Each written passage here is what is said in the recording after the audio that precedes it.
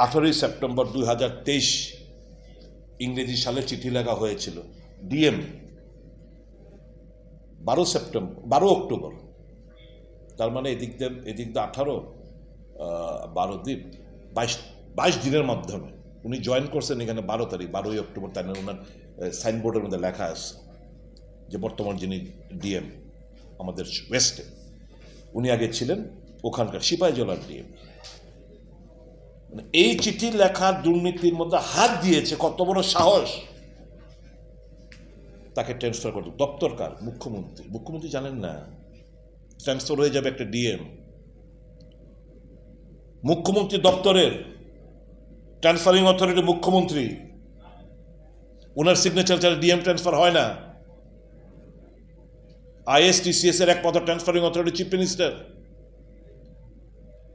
এই যে বিচার চ্যালেঞ্জ, সাধারণ মানুষের হয়ে তদন্ত করা, প্রয়োজনীয় ব্যবস্থা নেওয়া, এবং বললেন যে তুমি এই জিনিসটা যদি এরা জেনে যায়, মানে এই যে ল্যান্ড মাফিয়া এবং অফিসাররা, তাহলে কিন্তু এই সমস্ত নথি, তার মানে যারা এই সমস্ত কারসাজি করে তারা এখানে বসে রয়েছে আজকে তারিখ অবধি লেখার পরেও। এই যে দুটো নাম এখানে উল্লেখ করা হয়েছে, দে আর স্টিল ইন দ্যাট চেয়ার। এটা তো রাজনৈতিক ব্যক্তিত্ব। ডিএম তো রাজনৈতিক ব্যক্তি হিসেবে এখানে সরকার গোচরে আনেনি, প্রশাসনের একজন আমলা, উচ্চপদস্থ কর্মকর্তা হিসেবে মানুষের রেহাই চেয়ে এই সুপারিশ করেছেন। এর কোন প্রশাসন চলছে? তার বিধানসভা কথা বলতে দেবে না, তারপর এটা সম্পূর্ণ করতে দেবে না, মানুষের কাছে না তথ্য চলে যায়, মাইক অফ করে দেওয়া হবে, তারপর বলবে আপনি জোর চিৎকার করছেন কেন। মাইক অফ করলে আমি কিভাবে কথা বলবো? তো এই জিনিসগুলো যখন দুর্নীতি ছেয়ে গেছে আপাদ মস্তক, মানে প্রশাসন, এই যে আপনি কিছুদিন আগে বিশালগড় থেকে এক ভদ্রমহিলা যে একটা সোশ্যাল মিডিয়ার মধ্যে যে একটা বক্তব্য, এটা তো একদম বাস্তব। যারা মানুষ, যাদের জমিরা রয়েছে, যারা আপনি রেকর্ড রয়েছে, আপনার পর্চা রয়েছে, এবার আপনি জমি কিনে আপনি বাইরে পড়াশোনা করছেন কিংবা চাকরি করছেন, 15 বছর পরে দেখবেন আপনার জমি বিক্রি হয়ে গেছে, 10 বছর পরে এসে দেখবেন আপনার জমি বিক্রি হয়ে গেছে। এই তো হচ্ছে রাজ্যে। এই কারসাজিগুলো এত জোচ্চুরি, এটা তো এই কয়েকটা ফাইলে, এই যে কয়েকটা ফাইল উনি উল্লেখ করেছেন, 5টা ফাইল, এই 5টা ফাইলের বলছে 1400 কানি জমি 500 কোটি টাকার উপরে, অ্যাটলিস্ট 500 সিপাহীজলার জেলার এই কয়েকটা 5টা ফাইলে। এবার সারা রাজ্যে ওয়েস্ট ত্রিপুরা সহ 59 থেকে শুরু করে প্রত্যেকটি দক্ষিণ, সব মিলে এই বিশাল বড় স্ক্যাম, প্রায় আনুমানিক আমার যতটুকু আমি বুঝতে পেরেছি মিনিমাম 8-10 হাজার কোটি টাকার স্ক্যাম এই রাজ্যে ঘটছে। কোনো তদন্ত নেই। মুখ্যমন্ত্রীর কাছে চিঠি গেছে, মুখ্যমন্ত্রী রাগ কেন? এত বড় সাহস, তুমি কেন চিঠি লিখলে ব্ল্যাক অ্যান্ড হোয়াইট, ট্রান্সফার করো ইসকো? ভেবেছিলেন বোধহয় এই চিঠিগুলো আর কোনোদিন বেরিয়ে আসবে না। তো আমার কাছে অনেকদিন ধরে চিঠিটা, আমি শুধু অ্যাপ্রোপ্রিয়েট ফোরাম কিংবা আরও কিছু ডকুমেন্ট তার সঙ্গে যুক্ত হিসেবে আমি চেয়েছিলাম। এবং যখন প্রশ্নটা শর্ট ডিউরেশন কোশ্চেনটা করেছি, যখন অ্যাসেম্বলি অ্যাকসেপ্ট করে তখন ডিপার্টমেন্টে পাঠালো, ডিপার্টমেন্টে যখন রিপ্লাইটা রেডি করছে, ডিপার্টমেন্টের কাছে যখন এলো, চোখ ছানা বড় হয়ে গেছে। গুগল ট্রান্সলেশন আমি করে এনেছি আপনাদের জ্ঞাতার্থে, আমি সেটা পড়ে শোনাচ্ছি। মহাশয়, উনি ডিএম লিখছেন জিএপিএনটি এডিশনাল সেক্রেটারিকে, আমি সাধারণ মানুষের বিভিন্ন অভিযোগের কথা বলছি, যেখানে তাদের নিজস্ব জমি অন্য পক্ষের জমিতে তাদের কোনো তথ্য ছাড়াই স্থানান্তরিত করা হয়েছে। বেশিরভাগ ক্ষেত্রেই যার নামে জমি হস্তান্তর করা হচ্ছে তিনি তাদের পরিচিত নন। এই ঘটনাগুলির গভীর বিশ্লেষণ দেখা গেছে, এই যে জমি হস্তান্তর কোনো ডকুমেন্টেশন প্রমাণ ছাড়াই করা হয়েছে, যা জমিতে আপলোড করা নথি থেকে স্পষ্ট। এই ধরনের মিউটেশনগুলি মানে ফিল্ড অফিস, মানে মাঠ অফিস থেকে সম্ভব নয় এবং শুধুমাত্র পরিচালক ভূমি রেকর্ডের কাছে উপলব্ধ ব্যাক অ্যান্ড মডিউলের মাধ্যমেই করা যেতে পারে। মহাশয়, আমি নিশ্চিত যে এক ব্যক্তির জমি অন্য ব্যক্তির জমিতে রূপান্তরের এই স্পষ্ট এই স্পষ্টতেই দুষ্কর্ম ভূমি মাফিয়া এবং ভূমি রেকর্ড ও সেটেলমেন্ট পরিচালকের কর্মকর্তার মধ্যে অংশীদারত্বের মাধ্যমে করা হয়েছে। আপনার সদয় অবগতির জন্য আমি আপনার সাথে কিছু মিউটেশন শেয়ার করছি, যা ব্যাক এন্ড মডিউল ব্যবহার করে করা হয়েছে বলে সন্দেহ করা হচ্ছে। এই যে কিছু অ্যানেক্সার, এই যে কয়েকটা ব্যাক এন্ড মডিউলে যেগুলো করা হয়েছে তার ফাইল নাম্বার অ্যানেক্সার দিয়ে উনি একটা চিঠি লিখেছে, দিয়ে বলছে এই পরিবর্তনগুলি কেবল একটি ছোট্ট হিমশৈলের প্রতিনিধিত্ব করে, এ টিপ অফ দ্য আইসবার্গ। আমার ধারণা এই যে ফাইলগুলোর মধ্যে 1400 কানের বেশি ক্ষতিগ্রস্ত হয়েছে। যদি আপনি এই জমিগুলোকে নগদীকরণ করেন, তাহলে এটি কমপক্ষে এই কয়েকটা ফাইলে কমপক্ষে 500 কোটি টাকা আত্মসাৎ করা হয়েছে। একটা জেলার কথা বলছেন উনি। আমি এখানে কিছু আত্মসাৎ করা হয়েছে তা উল্লেখ করতে, কীভাবে আত্মসাৎ করা হয়েছে উল্লেখ করতে চাই। খাস জমি জোত জমিতে রূপান্তরিত করা হয়েছে, 1। 2, খাস জমি বরাদ্দকৃত জমি হিসেবে দেখানো হয় এবং তারপর অনুমতি ছাড়াই বরাদ্দকৃত জমি জোত জমিতে রূপান্তরিত করা হয়। 3, বরাদ্দকৃত জমি যথাযথ অনুমতি ছাড়াই জোত জমিতে রূপান্তরিত করা হয়। 4, চা বাগানের যে জমিতে বিক্রয়ের অনুমতি নিষিদ্ধ তা জোত জমিতে রূপান্তরিত করা হয় এবং তারপর অনেক জমির মালিকের কাছে টুকরো টুকরো করে বিক্রি করা হয়। 5, অনুমতি ছাড়াই জমি হস্তান্তর করা হয়। পৌরসভার অনেক পুকুর জমি ব্যাক এন্ড পরিবর্তনের মাধ্যমে বাস্তুতে রূপান্তরিত করা হয়। 6, যথাযথ প্রক্রিয়া অনুসরণ না করেই অনুমোদিত দখলদারকে 16 নম্বর কলম থেকে সরিয়ে দেওয়া হয়। 7, অনুমতিপ্রাপ্ত দখলদারকে 16 নম্বর কলমে রাখা হয়েছিল, যার ফলে জমির মালিক কম দামে জমি বিক্রি করতে বাধ্য হন। 8, শত্রু সম্পত্তির জমি স্বাধীনতার পরে পূর্ব পাকিস্তানে চলে যাওয়া ব্যক্তি ব্র্যাকেটে তৃতীয় পক্ষের নামে জোত জমিতে রূপান্তরিত করা হয়। 9, মৃত ব্যক্তির জমি তৃতীয় পক্ষের কাছে বিক্রি করা হয়। এইভাবে জমি বাণিজ্য চলছে ল্যান্ড মাফিয়ার দ্বারা এবং in connivance with director land record settlement. Sir, পরিস্থিতি খুবই কঠিন, যেখানে দরিদ্র মানুষ ভূমি মাফিদের করুণার উপর নির্ভরশীল। যাদের পরিচালক ভূমি রেকর্ড ও সেটেলমেন্টের অফিসের সাথে ভালো সম্পর্ক রয়েছে, তারা 10 মিনিটের মধ্যে যে কোনো জমির অবস্থা পরিবর্তন করে দরিদ্র মানুষকে তার জমি অর্ধেক বা 1/4 বাজার মূল্য বিক্রি করতে বাধ্য করতে পারে। তিনি প্রতারিত হয়েছেন কারণ আমাদের কিছু সরকারি কর্মকর্তা দুর্নীতিতে জড়িত। স্যার, সমাধান হলো অবিলম্বে ভূমি রেকর্ড ও সেটেলমেন্টের পরিচালক রত্নজিৎ দেববর্মাকে অফিস থেকে অপসারণ করা এবং তার বিরুদ্ধে বিস্তারিত তদন্ত করা। জড়িত অন্য ব্যক্তি হলেন শ্রী তাপস চৌধুরী, পরিচালক ভূমি রেকর্ড ও সেটেলমেন্টের সিনিয়র কম্পিউটার সহকারী। অধিদপ্তরে তিনি 3 বছরের বেশি সময় ধরে কর্মরত কর্মীদের প্রতিস্থাপন করা প্রয়োজন। একজন অবসরপ্রাপ্ত আইএএস টিসিএস অফিসারদের নেতৃত্বে একটি তদন্ত কমিটি গঠন করা যেতে পারে, যারাই এই জমি চালু হওয়ার পর থেকে করা সমস্ত মিউটেশন বিশ্লেষণ করতে পারবেন। আপলোড করা নথির মাধ্যমে মিউটেশন ম্যান্ডেটরি পরীক্ষা করতে হবে এবং কোনো অসঙ্গতি থাকলে মাঠ পরিদর্শন করতে হবে এবং সংশ্লিষ্ট সকলের বিরুদ্ধে ব্যবস্থা নিতে হবে। মহাশয়, সাধারণ মানুষকে স্বস্তি দিতে এবং পরিষ্কার প্রশাসন নিশ্চিত করার জন্য রত্নজিৎ দেব এবং তাপস চৌধুরী SCA মানে কম্পিউটার যে অবিলম্বে অপসারণ করা উচিত এবং ভূমি রেকর্ড কারসাজির ক্ষেত্রে তাদের ভূমিকা বিষয়ে তদন্ত করা উচিত। GAPNT থেকে চার্জশিটটি বিবেচনা করা যেতে পারে। সিপাহীজলার ডিএম এবং কালেক্টর চার্জশিট তৈরিতে প্রয়োজনীয় সকল সহায়তা প্রদান করবেন, ডিএম লিখছে। এই ক্ষেত্রে মাঠ পরিদর্শন এবং জনশুনানির জন্য বিস্তারিত তদন্ত প্রয়োজন।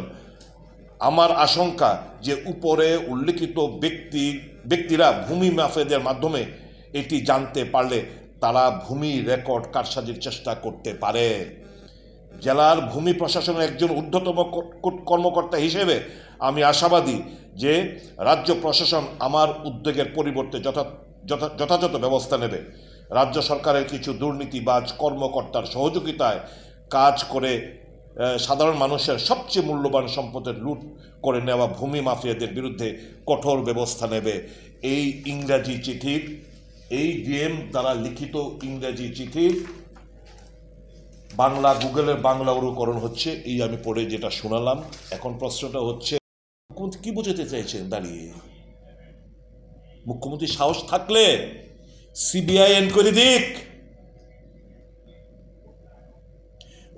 যদি না দেয় তা আমি যদি মুখ্যমন্ত্রীকে এর সঙ্গে ব্র্যাকেট করি, আমি কি অপরাধ করবো নাকি? দুর্বলতা না থাকলে তো সিবিআই দেওয়া উচিত। মুখ্যমন্ত্রী ট্রান্সপারেন্ট সরকার, স্বচ্ছ সরকার বলে বেড়ান, কাজে এবং কর্মে মিল থাকতে হবে।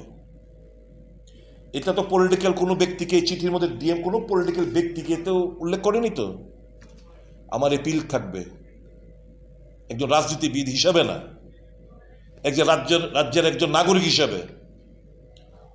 মুখ্যমন্ত্রী এটাকে কোনো বিজেপির পার্টির কর্মকর্তা, কোনো মন্ত্রীর বিরুদ্ধে কোনো উল্লেখ নেই। It is not at all political, এটা কোনো পলিটিক্যাল লিডার লিখছে না, আপনার অফিসাররা লিখছেন। এই ঘটনাগুলো ঘটছে। আমার অনুরোধ থাকবে এটাকে এর থেকে, এই যে 8 থেকে 10,000 কোটি টাকার স্ক্যাম সারা রাজ্যে, এর থেকে বড় স্ক্যাম ত্রিপুরাতে কিছু হতে পারে না। এটা this is a fit case for CBI. আপনি সিবিআই এনকোয়ারি দিন এবং এই মন্ত্রী, বিধায়ক, আমরা যে কেউ জড়িত না সেটা প্রমাণ করুন। অন্যথায় বুঝতে হবে ডাল মে কুছ কালা হ্যায়। আপনি সিবিআই এনকোয়ারি দিচ্ছেন না মানে এর মধ্যে ডাল মে কুছ কালা হ্যায়।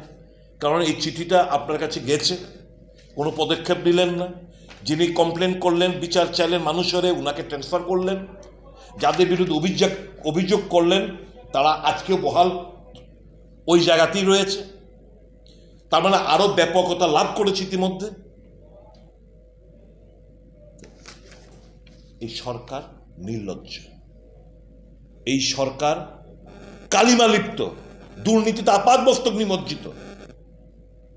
আমি যে বললাম সব কমিশন খোরের মেলা চলছে, প্রত্যেকটি ক্ষেত্রে দুর্নীতিতে নিমজ্জিত, কমিশন খোর, বাণিজ্য, সবকিছু। এইভাবে তো চলতে দেওয়া যায় না। মুখ্যমন্ত্রী মাস্ট টেক দ্য স্টেপ।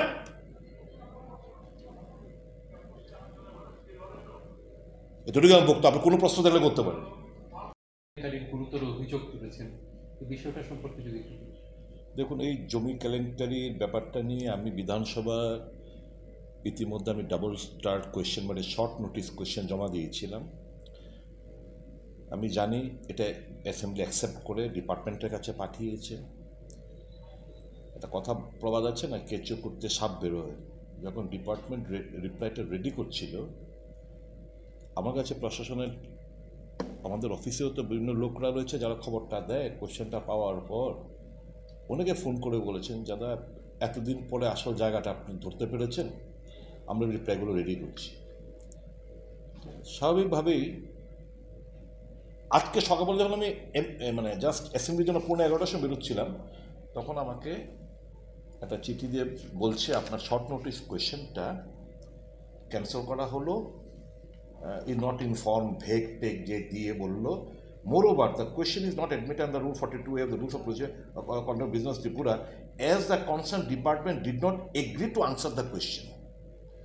এই ডিপার্টমেন্ট এই প্রশ্নটার উত্তর দিতে রাজি হননি বলে আমাকে জানিয়ে দেওয়া হয়েছে। অর্থাৎ আমি যে খবরগুলো পাচ্ছিলাম, ব্যাপক দুর্নীতি, ব্যাপক গেড়াকল। মুখ্যমন্ত্রী এই জিনিসগুলো অ্যাসেম্বলির মধ্যে তথ্যগুলো জমা দেবে মানে তো সরকারের মুখ পুড়বে, মুখ্যমন্ত্রীর দপ্তর, মুখ্যমন্ত্রীর মুখ পুড়বে। কাজে ডিপার্টমেন্ট উত্তরটা জমা দিলেন না।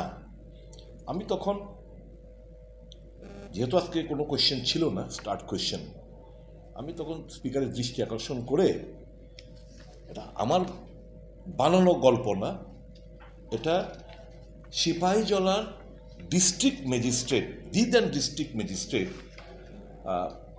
18 সেপ্টেম্বর 2023 সালে উনি একটা চিঠি লিখলেন to the additional secretary GAPNT department government of ত্রিপুরাকে, এই যে দুর্নীতি, একটা সিপাহী জনের আন্ডারে আমার এই দুর্নীতি চলছে, তুমি কীভাবে দুর্নীতি চলছে তার বিবরণ দিয়ে, এবং বলছে land mafia, director of settlement land রেকর্ডসের মধ্যে কয়েকজন অফিসারের নাম উল্লেখ করা, আমি সেটা আপনাদের কাছে আমি তুলে ধরছি, দিয়ে বলছে তুমি অবিলম্বে ব্যবস্থা নাও এবং যথাযথ এনকোয়ারি করাও। 18ই সেপ্টেম্বর 2023 দেওয়ার পর 20-21 দিনের মাথায়, যেটি 11 কি 12ই অক্টোবর 2023 সাল, ওই দেন যে সিপাহীজলার যে ডিস্ট্রিক্ট ম্যাজিস্ট্রেট, তাকে বদলি করে দেওয়া হয়েছে। তাহলে বুঝতেই পারছেন, এই দুর্নীতির নিয়ে যদি কেউ কথাবার্তা বলে, যদি বিচার চায় মানুষের হয়ে, যদি এটাকে সরকারের গোচরে আনতে গিয়ে তাকে ট্রান্সফার করে এনে অন্য জেলার দায়িত্ব দিয়ে দেওয়া হয়, তাহলে বুঝতে পারছেন তাদের রিচটা কতটুকু। এই সমস্ত ল্যান্ড মাফিয়া আর প্রশাসনের কিছু আমলারা কিভাবে মানুষকে ঠকাচ্ছে তার পুরো বিবরণ এই ডিস্ট্রিক্ট ম্যাজিস্ট্রেটের এই চিঠির মধ্যে দেওয়া রয়েছে। Some amendments to the Lokayukt of Tripura, there is an appropriate provision available in fighting out corruption at all levels. কাজেই এই প্রশ্নের উত্তরে লোকায়ুক্ত একটা লোক দেখানো, একটা হাতি পোষা হচ্ছে, কোনো কিছু করার মতো নেই। কোনো পাবলিক সার্ভেন্টের বিরুদ্ধে লোকায়ুক্তর সুমোটো মামলা রুজু করা এবং তাদের বিরুদ্ধে ব্যবস্থা নেওয়া, এই লোকায়ুক্ত আইনে কোনো প্রভিশন নেই। আমি প্রশ্নটা করলাম, দুর্নীতির বিরুদ্ধে কমব্যাট করবে বলছে এরা, উত্তর বলছে নো অ্যাপ্রোপ্রিয়েট ফোরাম আছে। কোনো কিছু, এতগুলো নিউজ খবরের কাগজে বেরোচ্ছে, টিভিতে দেখাচ্ছেন আপনারা দুর্নীতি, এই একটা মামলা সুমোটো লোকায়ুক্তকে নিয়ে তদন্ত করে report, where is the report of the Lokayukta? Annual report জমা পড়ার কথা, লোকায়ুক্তের রিপোর্ট কোথায়?